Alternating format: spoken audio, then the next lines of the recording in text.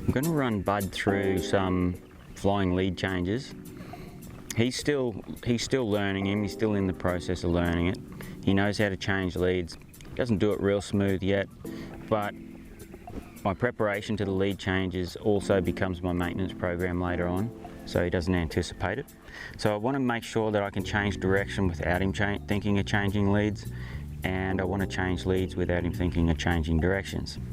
So I'm going to run through a couple little exercises that I do with him, and I'll sort of talk my way through it. And I'll also talk about some of the problems that may occur once they do know how to change leads in their anticipation.